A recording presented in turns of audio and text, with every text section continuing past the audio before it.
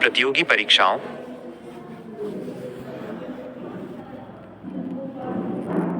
यहाँ आपके द्वारा दिए गए दस्तावेज के पहले अध्याय प्राकृतिक संसाधन नेचुरल रिसोर्सेज का संपूर्ण और विस्तृत विवरण दिया गया है। यह लेख विशेष रूप से प्रतियोगी परीक्षाओं जैसे LDC, RPSC, RSMSSB के दृष्टिकोण से तैयार किया गया है। अध्याय 1 प्राकृतिक संसाधन नेचुरल रिसोर्सेज माइनस विस्तृत अध्ययन। 1 प्रस्तावना इंट्रोडक्शन। प्रकृति द्वारा प्रदत्त वे सभी पदार्थ जिनका उपयोग मानव अपनी उत्तरजीविता, विकास और सुख सुविधाओं के लिए करता है, प्राकृतिक संसाधन कहलाते हैं। ये संसाधन पृथ्वी के पारिस्थितिकी तंत्र का आधार हैं। इसमें वायु, जल, मृदा, सूर्य का प्रकाश, खनिज, जीवाश्म ईंधन और वनस्पति आदि शामिल हैं। 2 ऊर्जा संसाधनों का वर्गीकरण क्लासिफिकेशन ऑफ एनर्जी रिसोर्सेज। दस्तावेज के अनुसार संसाधनों को उनकी उपलब्धता, स्थायित्व और उपयोग की प्रकृति के आधार पर 2 मुख्य श्रेणियों में विभाजित किया गया है। ए उपलब्धता एवं नवीनीकरण के आधार पर। 1 अक्षय संसाधन इनएग्जॉस्टिबल रिन्यूएबल रिसोर्सेज। ये वे संसाधन हैं जो प्रकृति में असीमित मात्रा में उपलब्ध हैं और मानवीय क्रियाओं द्वारा समाप्त नहीं होते। इनका पुनर्चक्रण या नवीनीकरण प्राकृतिक रूप से होता रहता है। उदाहरण सौर ऊर्जा, सूर्य का प्रकाश, पवन ऊर्जा, ज्वारीय ऊर्जा और वर्षा। ये ऊर्जा के स्वच्छ स्रोत माने जाते हैं क्योंकि इनसे प्रदूषण कम होता है। 2 क्षय संसाधन एग्जॉस्टिबल अबे नॉन रिन्यूएबल रिसोर्सेज। इन संसाधनों का भंडार सीमित है और एक बार समाप्त होने के बाद इन्हें दोबारा बनने में लाखों वर्ष लग सकते हैं। उदाहरण खनिज धातु, कोयला, पेट्रोलियम, पेट्रोल, डीजल, प्राकृतिक गैस और मृदा।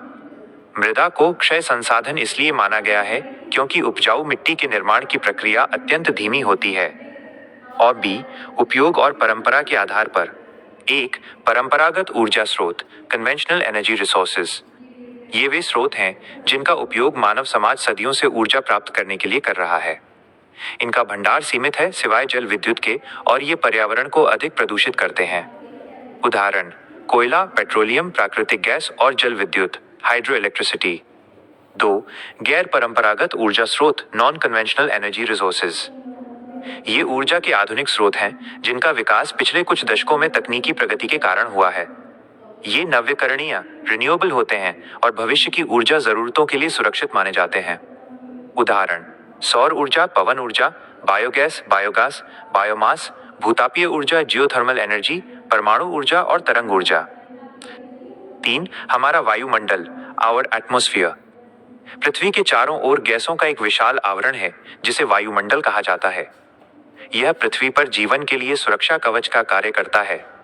विस्तार यह सतह से लगभग 300 किलोमीटर की ऊंचाई तक फैला हुआ है। घनत्व वायुमंडल का 92% द्रव्यमान वायु केवल 20 किलोमीटर की ऊंचाई तक ही सीमित है। जैसे जैसे हम ऊपर जाते हैं वायु विरल पतली होती जाती है। वायुमंडल का रासायनिक संगठन कॉम्पोजिशन ऑफ गैसेस। वायुमंडल विभिन्न गैसों, जलवाष्प और धूल कणों का मिश्रण है।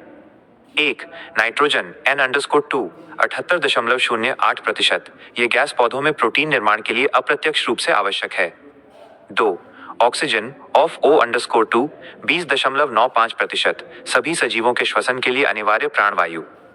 3 ऑर्गन AR 0.93%। एक अक्रिय गैस।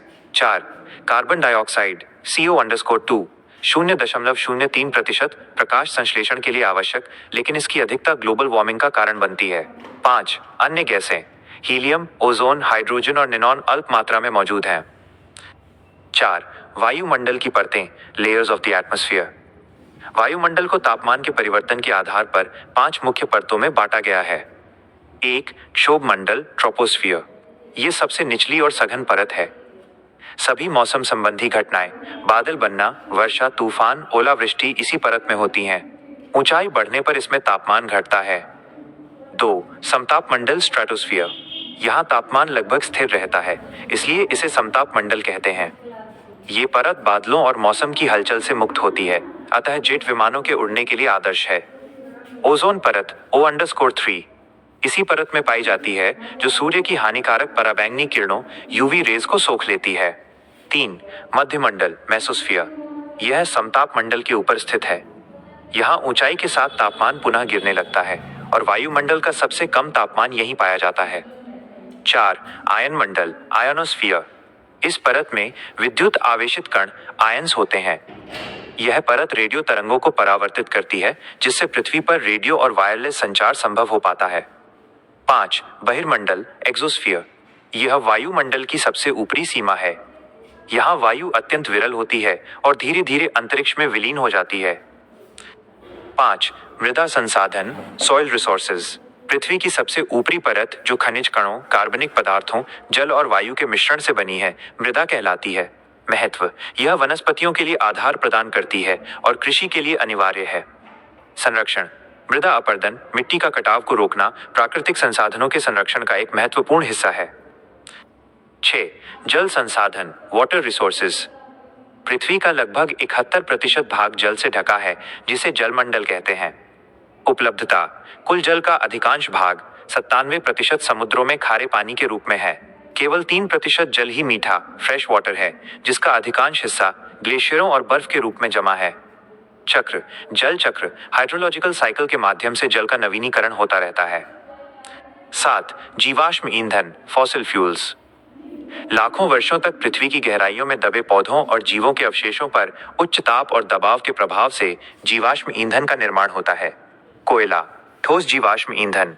पेट्रोलियम, द्रव जीवाश्म ईंधन, जिसे काला सोना भी कहा जाता है। प्राकृतिक गैस, स्वच्छ ईंधन का एक रूप, CNG।